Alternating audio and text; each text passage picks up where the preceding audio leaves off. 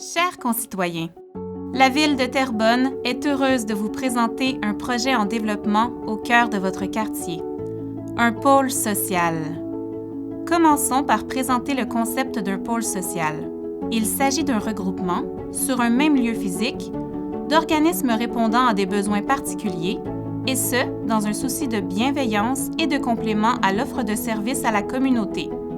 La Ville souhaite développer le concept des pôles sociaux sur son territoire afin de faciliter la collaboration entre les organismes qui nous viennent en aide. Concrètement, pour le projet du pôle social dont il est question, nos partenaires sont le Carrefour familial des Moulins, le Centre de la petite enfance La Pyrouline et les Amis de l'Amater. Afin de vous familiariser avec ces organismes, laissons leurs représentants vous présenter leur mission. Le Carrefour familial des Moulins existe depuis maintenant 40 ans. C'est un organisme famille qui vient en aide aux familles de la grossesse jusqu'à temps que les enfants soient adolescents et bien plus. On a pris la décision de se relocaliser pour avoir de meilleurs locaux, entre autres plus accessibles dans un quartier plus familial. Le fait de travailler aussi dans un projet intégré, c'est vraiment un bel avantage pour l'organisation ainsi que pour la communauté. Alors, faire partie du projet Pôle social Saint-Charles, c'est un plus pour nous et pour la communauté. La CPE La Pyrouline est implantée dans le secteur de Terrebonne-Lachenay depuis 1997. Il comporte au permis 160 places. L'addition de 80 nouvelles places dans le projet du pôle Saint-Charles permettra de rejoindre environ 60 familles, ainsi que de créer une vingtaine de postes. Bonjour les Amis de l'Amater, c'est un organisme qui existe depuis près de 40 ans. Et puis notre mission, c'est d'offrir des journées répit et d'activités de groupe aux aînés de notre communauté. La maison de répit, écoutez, c'est un projet qui est super important pour pouvoir donner un peu de répit aux aidants. Certains de nos clients ont des problèmes cognitifs et puis c'est du 24/7. Donc, nous, on veut ouvrir nos portes pour les gens qui ont besoin d'une heure, d'une journée, d'une semaine et qui n'auront pas besoin de prendre un rendez-vous un an d'avance pour avoir accès à ces services-là. C'est sûr que les gens qui vont héberger à notre maison de répit vont avoir accès aux activités des Amis de l'Amater. Donc, ils vont pouvoir s'amuser tout en restant avec nous puis donnant du répit à leurs proches. Pour concrétiser ce projet mobilisateur, le terrain vacant en bordure du chemin Saint-Charles a été ciblé. Il est situé entre les rues de Loire et Hervieux. Ce terrain appartient à la Ville et correspond parfaitement aux critères recherchés pour mettre en place un tel projet.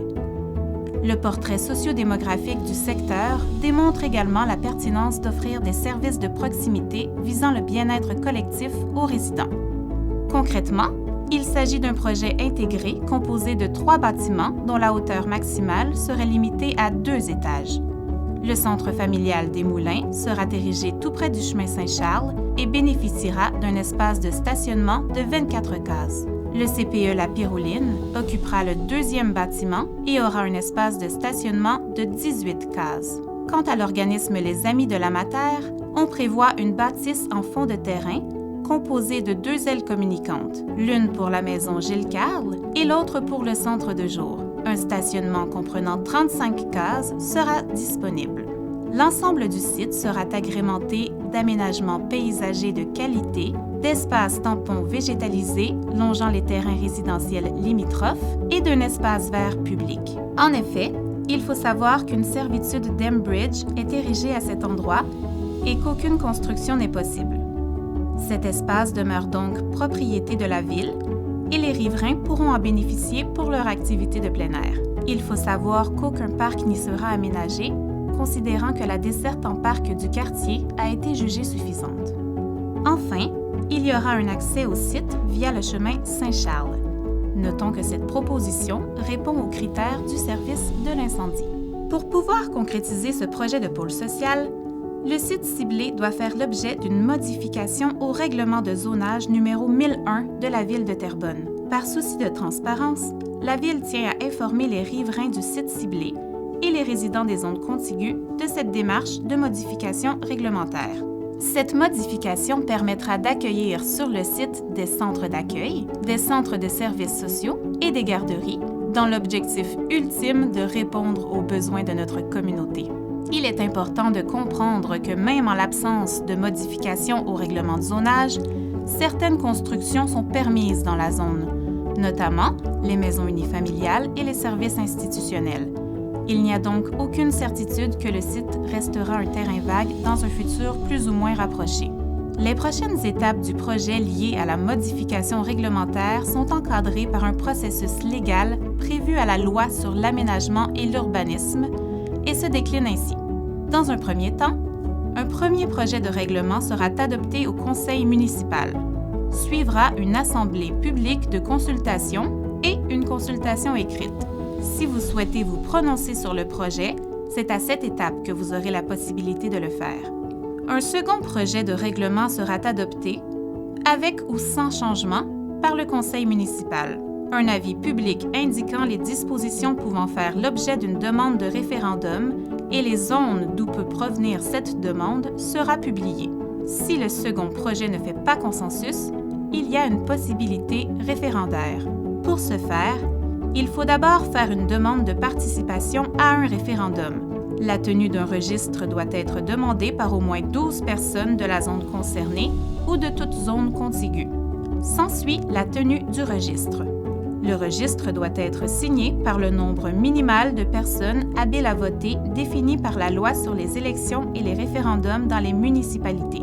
Enfin, si les conditions préalables sont remplies, le projet de modification réglementaire pourrait être soumis à un référendum. Dans le cas où aucune demande valide n'a été reçue à l'égard du second projet de règlement, le conseil municipal pourra adopter le règlement modifiant le règlement de zonage sans soumettre celui-ci aux personnes habiles à voter.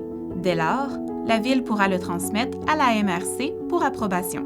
L'ensemble des citoyens de 18 ans et plus localisés dans la zone concernée ou dans l'une des zones contiguës est en droit de se prononcer via le processus légal mentionné.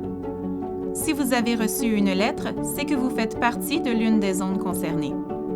La Ville de Terrebonne est convaincue du bien fondé du projet qui nous mènera vers une communauté plus solidaire, plus inclusive. Et c'est la raison pour laquelle nous tenions à bien vous exposer le projet et à vous présenter nos organismes partenaires. Il s'agit d'organismes qui soutiennent notre collectivité depuis plusieurs années et nous croyons que c'est à notre tour de les soutenir afin qu'elles puissent continuer d'assurer leur mission auprès de nos aînés, nos familles et nos enfants. Sur ce, nous vous laissons sur le témoignage des bénéficiaires de nos organismes. Maman de 2 enfants en attente de mon 3e, j'étais à la recherche du service qui pouvait, dans le fond, le mieux m'accompagner là-dedans. C'est là que j'ai rencontré le Carrefour familial des Moulins. En fait, j'ai pu bénéficier de tous les services, autant prénatal que des services offerts aux enfants et la halte garderie. La halte garderie et tous les services, je pourrais vous dire, qui ont répondu à tous mes besoins, la socialisation, les échanges. Ils m'ont extrêmement sécurisée et accompagnée, dans le fond, dans mon rôle de maman. Je vous dirais que le Carrefour familial des Moulins, c'est ma 2e famille. Je suis le papa de 3 jeunes enfants qui fréquentent le CPE La Pirouline depuis maintenant 7 ans. De savoir comme parent que mes enfants sont en santé, sont en sécurité et s'amusent beaucoup avec l'aide d'éducatrices qui sont formées, pour moi, je pense que c'est très réconfortant, c'est très rassurant. Et je pense que pour les parents du secteur, d'avoir la chance de voir une nouvelle installation, c'est un gros plus pour le quartier. Moi, en fait, mon conjoint, il a une démence frontotemporale et il est à la maison 24 heures sur 24 avec moi. Par chance, il y a le centre de jour qui me donne du répit. Ça a quasiment sauvé ma vie. Au moins, il va là-bas. Quand je reviens à la maison, ben moi, je peux prendre soin de moi. Si j'ai pas mal dormi, je peux me coucher, je dors.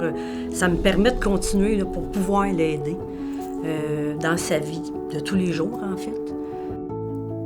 La Ville de Terrebonne prône des valeurs collectives et est fière de contribuer au développement social et communautaire de sa population.